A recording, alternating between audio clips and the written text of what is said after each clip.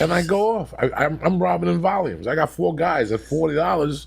That's fucking 160. I'm doing something. You know what I'm saying? I'm having a party. And that doesn't turn you off for, I mean, maybe going back to that place, but that doesn't turn you off for traveling in general? No. That's part of the fucking, that's it. It's part of it. And you didn't see it coming. And you learned a lesson. Like, how come I didn't see that guy? I got to go study that street better. And so having that kind of awareness has really helped me navigate. Like, when you travel alone almost anywhere in Africa, man, you better just be looking around, because it's just, everyone's looking at you because you're not from there. I mean, like, you do not look local. And I heard Nigeria is the #1 place in the world where they just rock you from A to Z. Well, there's a lot of rob you at every level. Yeah, the hotel, the restaurant. But a lot of Africa, there's just people in need, and they see you. When they see you're a Western type, they just immediately think money. And I'll get his shoes. He has more. And I watch families there in and they're in the city center or whatever, and they're just getting everything. People coming up and putting stuff in their hand and trying to charge them for it. I saw that a lot when I was in Egypt, and you see those kind of travelers who don't know how to kind of slip through crowds, and you just got to be way more low key. They wear nice clothes. They just kind of stick out like peacocks, like, hey, hassle me. And there's ways to the street guys will follow you, and they try and get you into conversation. You just kind of politely go, no, I'm not the guy. Try him. I'm not him. I'm not that guy. Now, this year you're starting a tour in the States. Yeah. But then you finish the tour overseas. Yeah, I'll be finishing Kiev. 12-15, I think, December 15th. Yeah, I finish in Kiev, Ukraine. And what do you do at 12-15? You come back, you sit over there for a couple of weeks? Here's what I was thinking of doing. I was thinking of getting out of Kiev. I'll probably have to go either to Frankfurt, London, or Schiphol, Amsterdam. That's the airport. And from there, I was going to go, I think I'll go to Reykjavik, Iceland. So I've never been. I've already mapped out the 3 record stores. So I figure I should do that on the way back, because I've never been. And it's a hop. I can be out of any one of those airports. I can be there in 3 to 5 hours. So how great is that to buy Bloody Sabbath in the States and then go to Germany and see the UK release? I have all of them. No, I'm that guy, unfortunately. Really? Oh, yeah, I have to have every pressing. If it's a record I like, I have the test pressing, every different pressing, because there's something different on the label, mastered by a different engineer. I'm sadly that guy, a train spotter.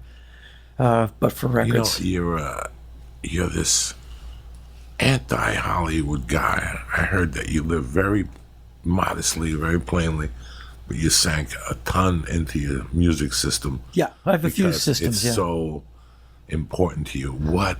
Unfucking, like, I love music. Listen, this is my life. Yeah. I would have upon the guitar and the Marshall. I know that already going in.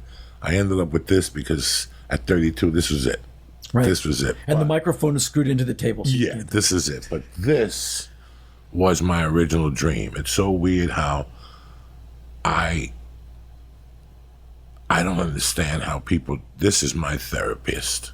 I don't need to go to a fucking therapist. I could sit down, put on that album by Richard Pryor.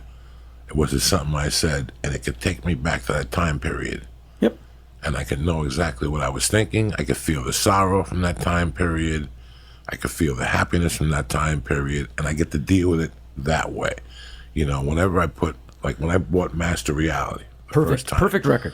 I bought Master Reality, and I went and I did THC Crystal, which is basically gorilla tranquilizers, and a hit of acid, and I put Master Reality on, and for some reason The Exorcist was on. So I put The Exorcist, I put Master Reality on the cans, and I had The Exorcist on, and after like the 3rd song, I took Master Reality off, and I never listened to it again. You do know that. Like, I was like, this is... You never heard it again, ever? Oh, no. Okay, then like good. 4 years later, I got the balls. It's like when I first bought House of the Holy. No quarter, I skipped over it right to the fucking... Wow. We got 4 already, but you can't wear steady, whatever. I wasn't ready for no quarter at 12. At 18, once I did a hit of acid, I was ready for no quarter. But it was so weird how Master Reality, I was not ready for. But the purpose of the story I'm telling you is this is my psychiatry. Like it is yours me too. in a way. That's when I'm at my happiest, is when I put on a record. And I play records when I'm off the road. I try and listen to analog source literally every single day, minimum 5 records. I also try and buy 1 to 3 records a day, one way or the other.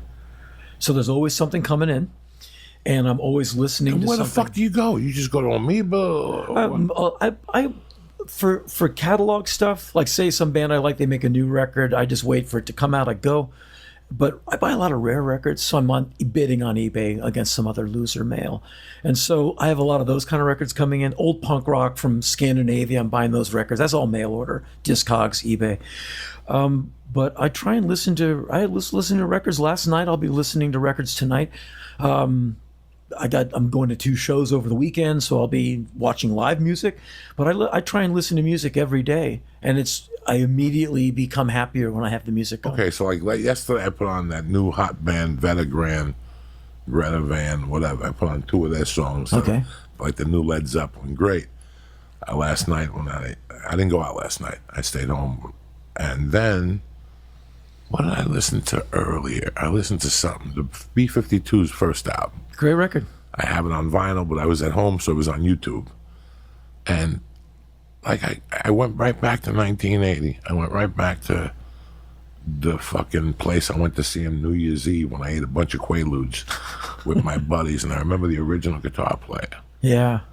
You know, on that, like his licks on My Private Idaho. And I get to the point where I can't lie to you or the people at home. Like there's times I go, when I'm listening to an album, let's say Black Sabbath, Never Say Die, okay? I go through the emotions, like Never Say Die makes me happy, Johnny Blade makes me happy. Great song. You're Coming Home Again Tomorrow, what's that one? I'm Sorry It Won't Be For Long, With All the Pain I've Watched You Live With Him. I don't know. I forget, but once I get to that one, Junior's Eyes. Yeah. Once I get to Junior's Eyes, I start tearing.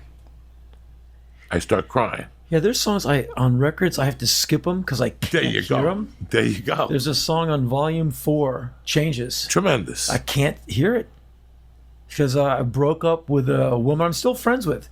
But when we were slowly breaking up, and I put that song on, I'm like, I'm never going to be able to hear this again. And it's been, I don't know, like 30 years. And I put it, I just can't do it. When I would give Lee the acid and the drugs, I would put on Changes. And I would tell him, you're going to go through some changes. Let's do some Tony Bennett real quick before on the second half. He had him, like he had everyone in there, me, everyone. In this, it was a We're going in like fucking Marines, you understand me? Welcome to church, motherfucker.